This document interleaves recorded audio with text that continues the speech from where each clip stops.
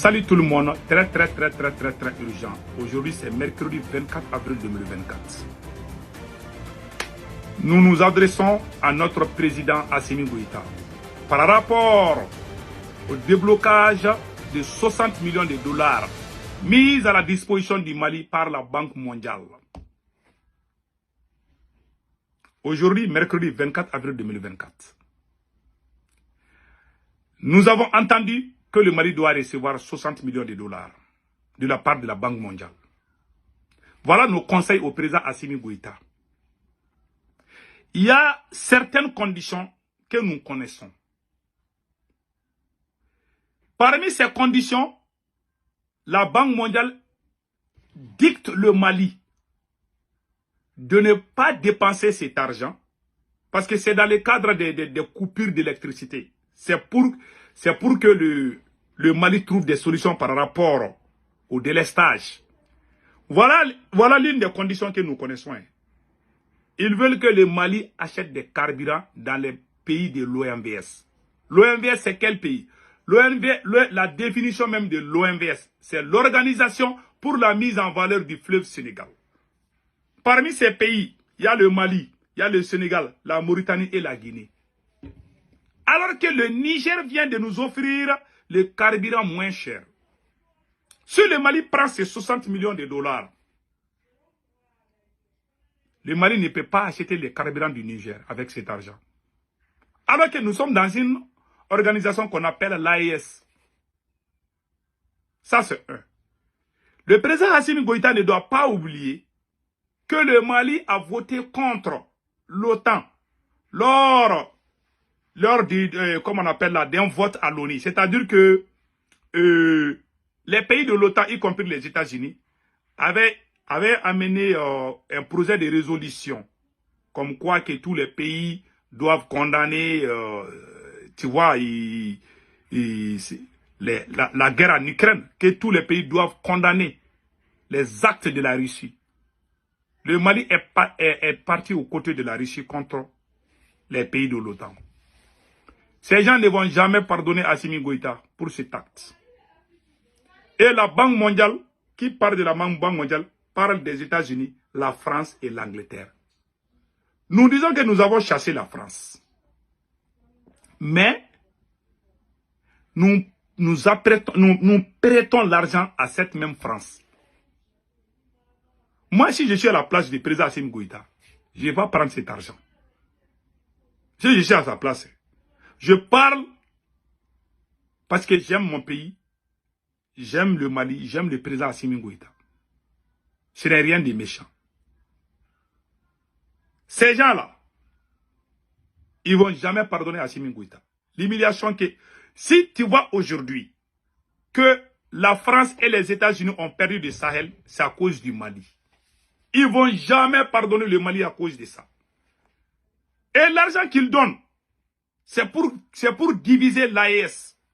Cet argent-là, c'est pour diviser l'AES. Parce qu'ils ne veulent pas que le Mali achète des carburants dans les États de l'AES. Plus particulièrement le Niger. Si Assimi Goïta prend cet argent et allait acheter le carburant en Mauritanie, alors que le Niger nous a offert à moins cher, ça c'est l'une des conditions. Non seulement ils te prêtent de l'argent, ce n'est pas cadeau, ce n'est pas un cadeau qu'ils ont donné au Mali. Ils nous ont prêté l'argent et ce sont eux qui doivent nous dire qu'on va dépenser cet argent. C'est comme ça que les politiciens ont détruit nos armées au Mali, au Burkina et au Niger à travers le programme d'ajustement structurel. Détruire ton armée sur la Banque mondiale ne va jamais t'aider. Un ancien président du Mali, Alpha Oumar Konaré, écoutons ce qu'il a dit concernant les aides de la Banque mondiale. Ça ne vient pas de moi, ça vient de l'ancien président du Mali, Alpha Oumar Konaré. Si vous partez sur la page du ministère de l'économie, vous allez voir que l'argent que nous allons recevoir là, la Banque mondiale ne veut pas que le Mali achète le pétrole du Niger avec cet argent.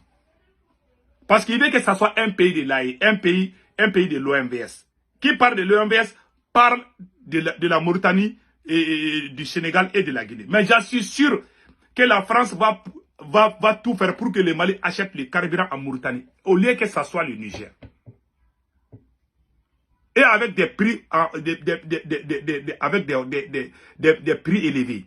Maintenant, écoutons Alpha Oumar Konaré, l'ancien président du Mali, le voilà, Alpha Oumar Konaré. Écoutons ce qu'il a dit par rapport à la Banque mondiale. Ce plan, il y a eu des acquis.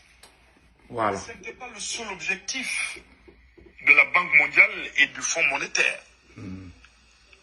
Parce que tout ce qui a été fait en matière de privatisation, de lutte contre la pauvreté, a connu des limites certaines à cause d'un certain dogmatisme, le non-État, le non-État. Vous savez, ces organisations, en certains moments, avaient des positions très doctrinaires. Le tout libéralisme, détruire l'État, Voilà. affaiblir les fonctions publiques, alors que il n'y avait pas de répondant. Voilà. Nous l'avons connu. Voilà. Et ça, de façon dictée, de façon contraignante, Voilà. en ne laissant pas beaucoup de choix Voilà. au gouvernement en place. Mais ça a été un échec. Cette privatisation dans beaucoup de nos pays, mais ça a été une liquidation pure et simple des entreprises nationales, sans que nulle part il y ait de véritables privés qui aient pris cela en charge. Même quand des multinationales sont venues, elles sont venues au début et puis après elles sont reparties. Donc, je peux dire que des actions de certains moments de ces institutions a été véritablement un échec. Je vais au-delà d'un échec. Voilà. Franchement, je me pose la question si aujourd'hui, avec le constat que même ces institutions font,